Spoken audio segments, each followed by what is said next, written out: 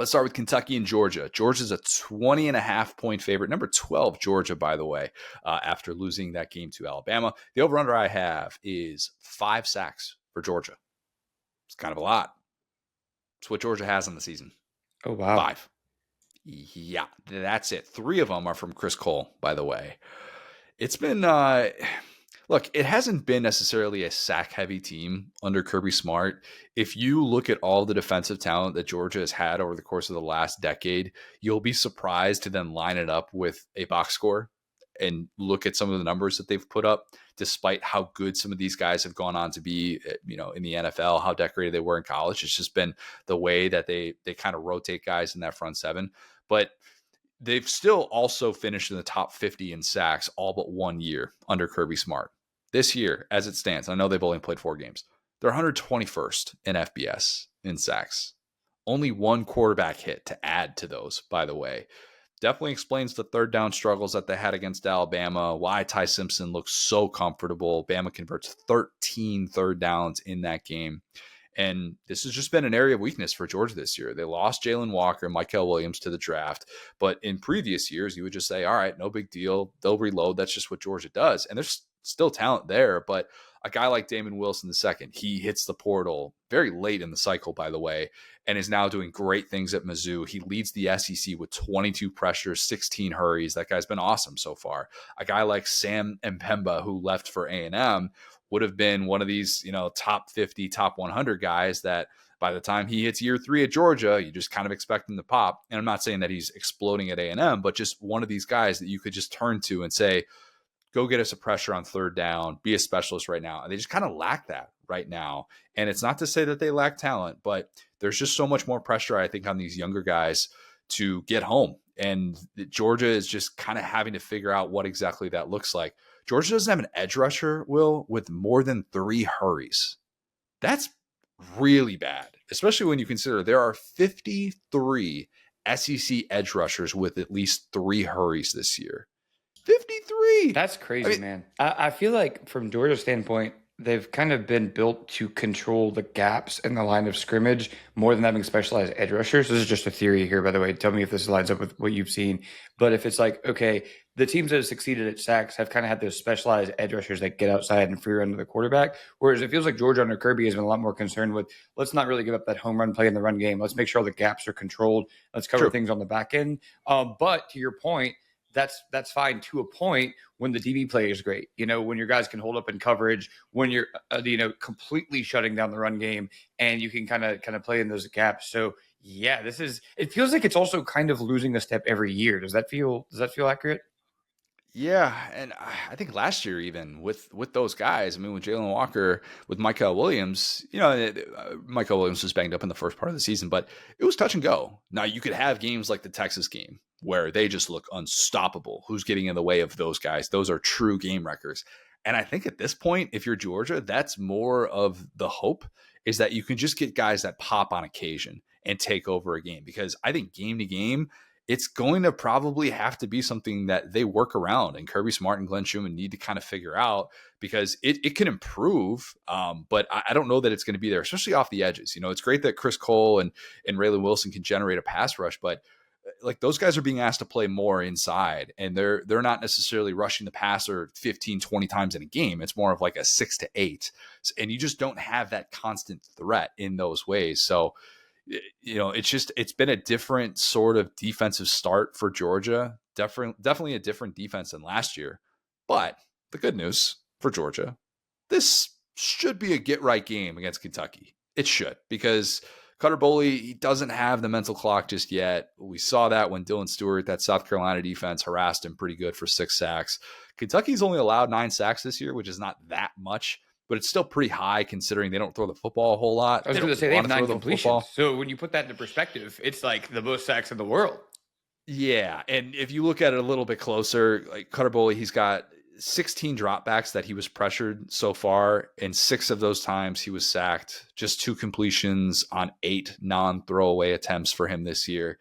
This should be teed up for Georgia's defense, specifically the pass rushers, to figure some things out. I think they do that. Kentucky hasn't scored 18 points in Athens since 2009, which used to be the answer to our favorite trivia question. When was the last time Georgia lost a home game at night? 2009 against Kentucky. That is a distant memory, a very, very distant memory. It's been a rough go for Mark Stoops in that building. I don't think it's the prettiest game from Georgia's offense in this one. I think we could guarantee that this game will be ugly. Even if Georgia plays really well, I think the chances of Kentucky looking pretty in this game are -5. Yeah, I just wouldn't bank on that. Maybe it's a pick six or something like that that Kentucky can turn to stay relevant early.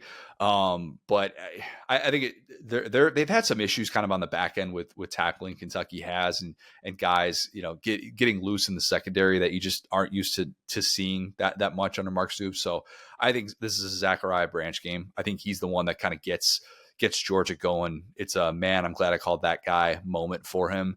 And I'm going to go Georgia to win 28-10 in a game that might actually feel closer than that. Here's your key gambling stat from my guy, Adam Luckett at KSR. Shout out KSR. Georgia is 0-16 in its last 16 regular season games as a 20-point favorite. Isn't that wild? It kind of feels like it too, polite, doesn't it? Man. He's no, got respect for ball. No, he's not. He's the guy that's losing his mind when they're up 35-7. Like, he's still that guy. It's just hasn't translated. And when you start slow, like Georgia has just done these last couple of years, that's kind of going to be something that's hard to overcome. And Kentucky's also 7-2-1 against the spread in its last 10 road games as a 15-point underdog. So good stats by Adam, because I've been kind of feeling like that's been the case for both of these teams. Also, Mark Stoops has never kept it within 2 scores in Athens. I don't think that this Kentucky team is the one that beats that trend. So 28-10 Georgia is the prediction.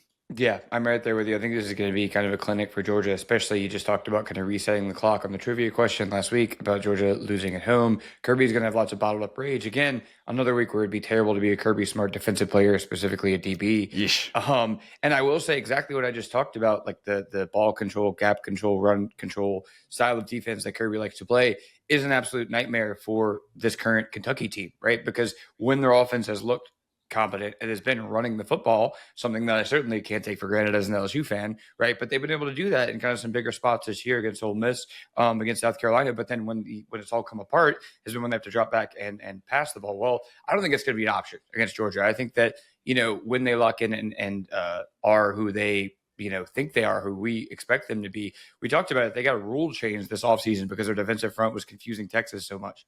And so that being said, if you're Kentucky and you're kind of one-dimensional, you're going to unfortunately need a ton of dropbacks. This is kind of the opposite of what I've said about a couple of quarterbacks where it's like, hey, actually, you're going to need to throw the ball to beat Georgia. Let's not run from it.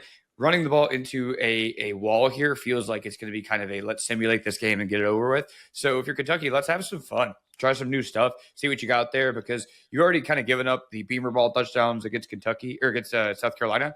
So doing that again doesn't really, it doesn't move the needle. Does Georgia lead the nation in pre-snap defensive line shifts?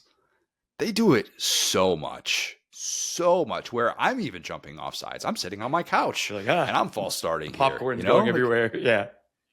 It's brutal. Yeah, they absolutely love to do that. Yeah, and I think that if you're Kentucky, and Bush Hamdan is not Ryan Grubb, and that should be the saving grace for Georgia in this game. I think if you're Kentucky in some of those 3rd and 9 spots, just run the football. Just run the football, and you probably got a better chance of picking it up than airing it out, letting Georgia pin its ears back.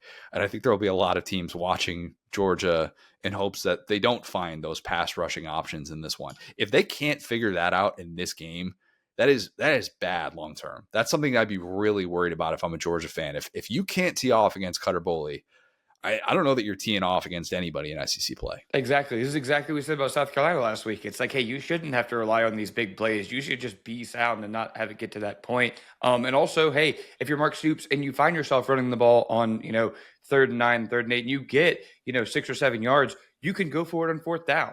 Just take a little bit of advice from last year. Just go ahead and try it. You got nothing to lose. Worst thing you can do is punt in this game.